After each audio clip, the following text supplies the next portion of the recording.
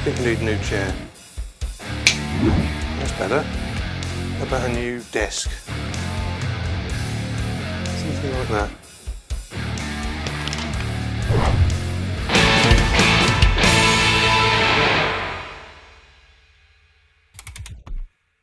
So welcome to my studio tour.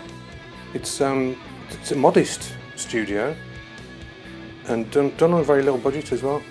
So first I'd like to talk about this new beast, the desk. Now this was made by my guitar tech, aka Dad. Here he is.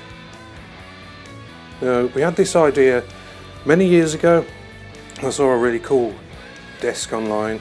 It was about £1,000 at the time, but it still didn't have some of the features that I needed, such as shelves and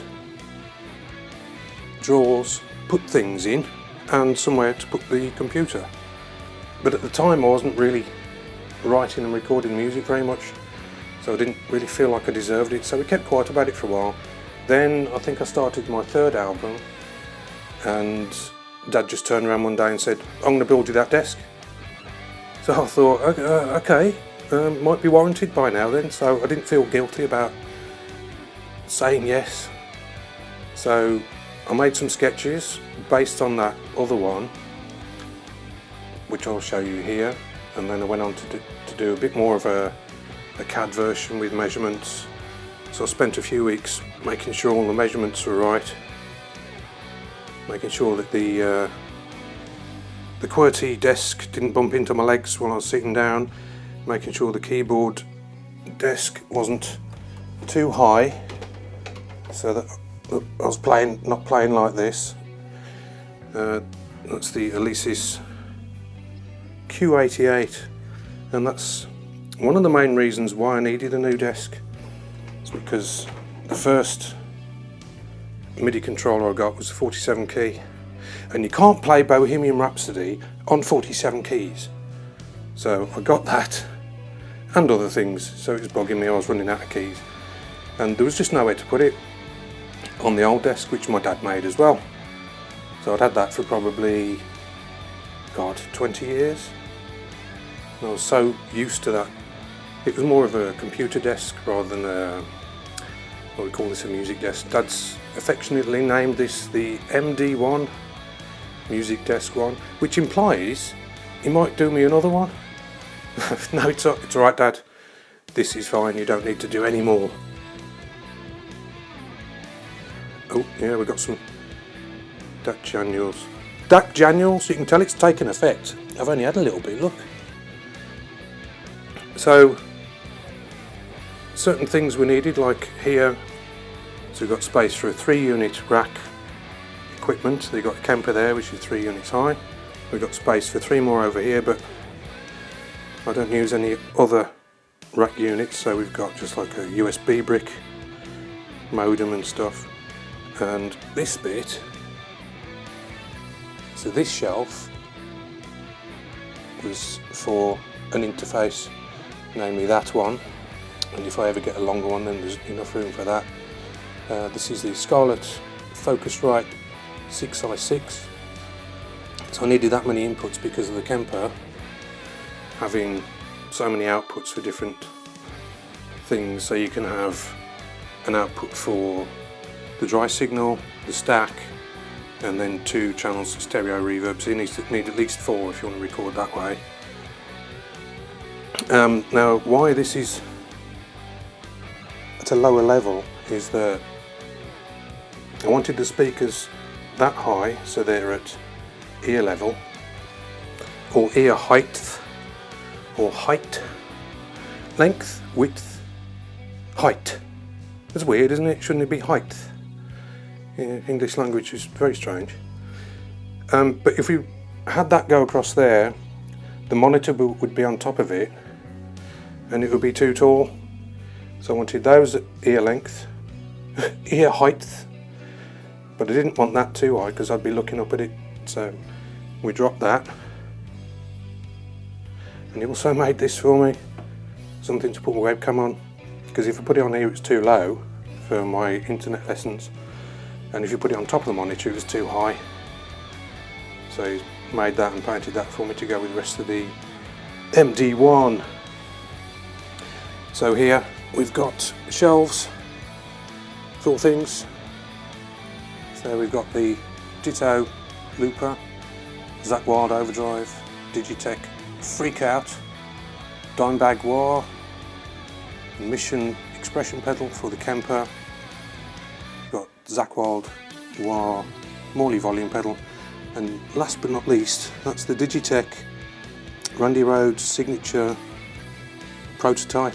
There's a video of that on my channel, I'll leave a link to it below. That would have been good if that came out. Now on the right we've got drawers. They don't look like drawers, but what you do, push them and they pop open, which is great because I didn't want handles because they look uncool, and before I even mentioned to my dad that I didn't want handles, he'd just gone ahead and just made that so that you just push it and it pops open. So yeah, my dad spent many months on this, months and months, hard at work, and I'll just show you a little show reel of its beginnings and some close-ups and stuff. So have a look at this.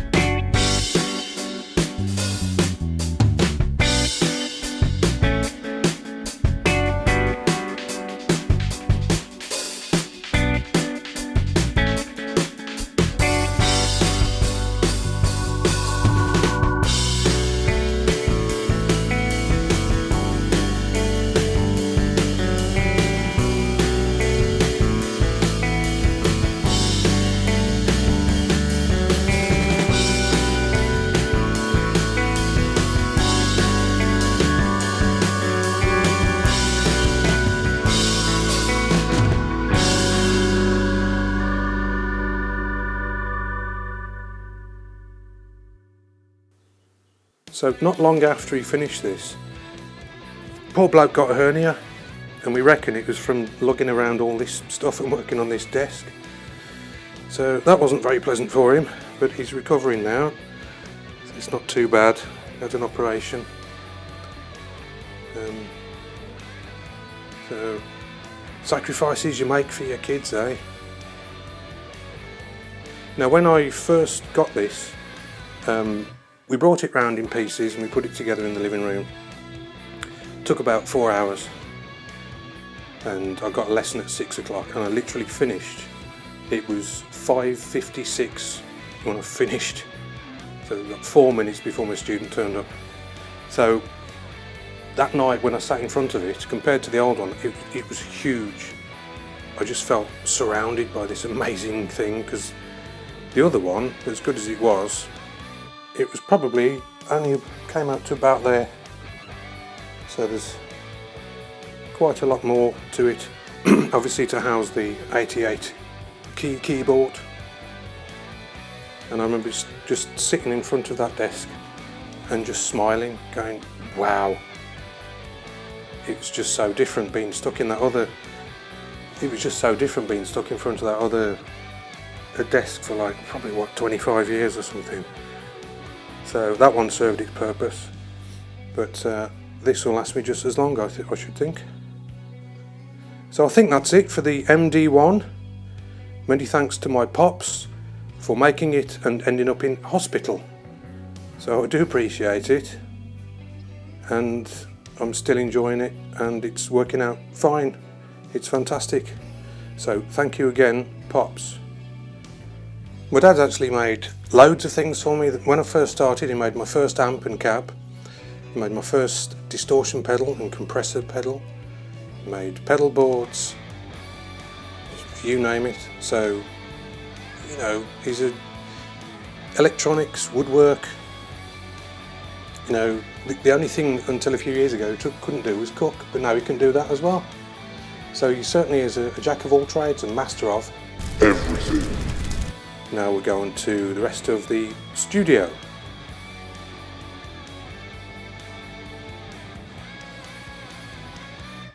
So here's the gear for the studio. As we saw earlier, we've got the Alesis Q88 MIDI controller. I think they're just under £100 or somewhere around there. So it's pretty good value. Works fine. Here we've got the Kemper Profiler, which is a wonderful present from me Julie, unexpected one.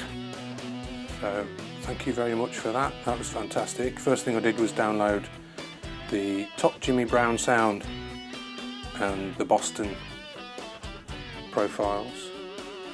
So we've got the Focusrite Scarlett 6i6, as I mentioned earlier, need all that because of the outputs from the Kemper. Monitors are the Yamaha HS7s. Again, present from me Julie, thank you. We use them on a Friday night, listening to stuff. And supercomputer, courtesy of me Julie again. Thank you, me Julie. Headphones I use are these cheap Technics. They're about 30 quid from Argos. Last time I bought them was probably 10 years ago. They don't make them anymore. But a student of mine many years ago, Dave Shaw I think it was, bought me a set for Christmas, and I just can't use any other headphones. I'm so used to the sound that any other headphones, no matter what kind of reputation they've got, how good they are, there's another pair. I've got about 5 pairs in all because they don't make them anymore. But the sound is just, it just sounds right to me. So that one is for somebody else to listen to stuff that's coming through the interface, and on the left you've got one for the interface and one for general use, YouTube, etc. Adam Hill's monitor pads. So the first album I recorded wasn't done with the Kemper, it was done with the Pod HD, Black Kidney Bean thing. So that album was recorded with the Pod. And after that I got the Kemper, so I recorded second album. Some of it was recorded with the Pod, but most of the second album was recorded with the Kemper. And since then I've got on to using VST plugins from Neural DSP, and more recently the Polychrome DSP, the McLaughlin suite, so we'll get into those and what DAW I use. Right, let's have a look at the DAW I'm using and some plugins. So the DAW I'm using is Cakewalk by BandLab. It used to be Sonar, Cakewalk Sonar.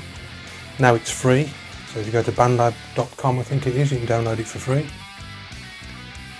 It suits me. I've been using it since my first album in 2011. I haven't tried anything else, so I can't speak for anything else, but this is something I know now, so I can stick with it. Plugins I use, the main ones for drums, I use Easy Drummer 2, and that's the drum kit from Hell. I use that on most of my songs now. Easy Drummer 3 has just come out, so if you're going to get something, I'd probably recommend getting that instead. What else we got? Easy Keys for piano stuffs.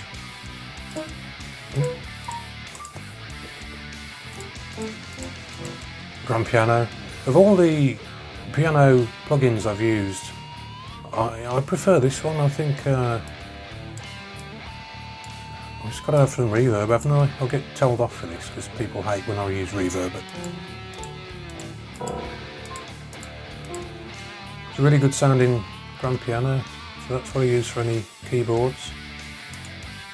As far as guitar stuff go, I've got 4 neural DSP plugins. This is the Plini, it's nice for like smooth lead tones, that's what I use that for mainly. Producy, it's got lots of features, it's got plenty of pedals, it's got wah, compressor and stereo thing, so you can spread that left and right, that's quite useful, and it's got a transpose button, so you can tune your guitar down, I think, yeah, go down in a whole octave, so your open E will be an octave lower than it normally is, and you can go an octave higher as well. It's very CPU heavy though, it takes ages to load as well, but it's good. Gojira, I use that for a lot of my basic rhythm tones for chords and some lead stuff. Tim Henson, that's nice for lead as well, and I think, yeah, it's got the harmonizer, it's quite useful. So what I've been using lately is the Polychrome DSP, the McLaughlin suite. It does pretty much everything you need for a guitar plugin. At the moment I've got it on a gain setting for lead. Give you a quick demo.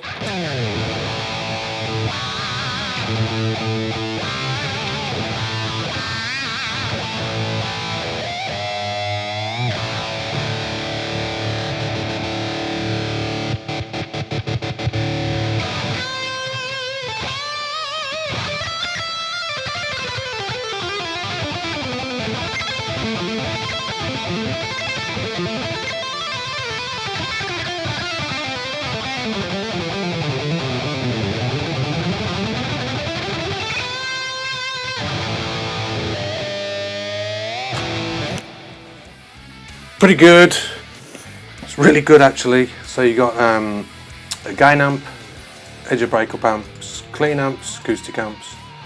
On here you've got 3 different types of delay, stereo, ping pong, grain, which is your crystallizer type thing, reverbs, 3 types of reverbs. Here you've got the EQ, 4 band and an 8 band. Here you've got synth octave, compressor, etc. And whoa, profiles, what's going on here? That's new. Okay, okay, that's on the acoustic. Back to gain, and we've got 4 types of overdrive distortion pedals.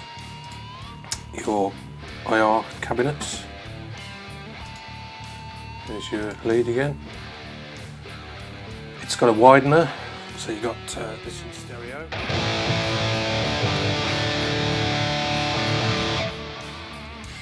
So it's really good value for money. This is. It's I think at the moment it's about £120, something like that. It's been on offer recently, but that's gone by the time this will come out. But the good thing about this is that they're always updating and they're putting new things in, and there's a big update coming soon. So I think what I might add to this is maybe a wah and a detuner, so you can detune your guitar or uptune it. So that's what I've been using lately. It's the go-to plugin for all your guitar needs. So the DAW is obviously Band-Aid, that's free, and other free plugins is Spitfire Audio, which is an orchestra, so you got violins, brass section, flutes, woodwinds, etc. And also use Labs as well. That's free, and you get all sorts of things from pianos. They're kind of weird though. The frozen strings are really interesting. They're not your normal violins. They kind of play like harmonics and overtones and stuff.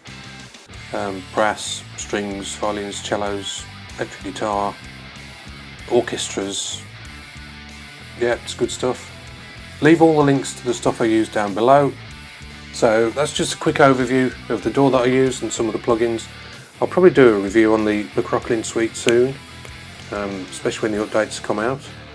And that's it for the DAW as a basic little tour.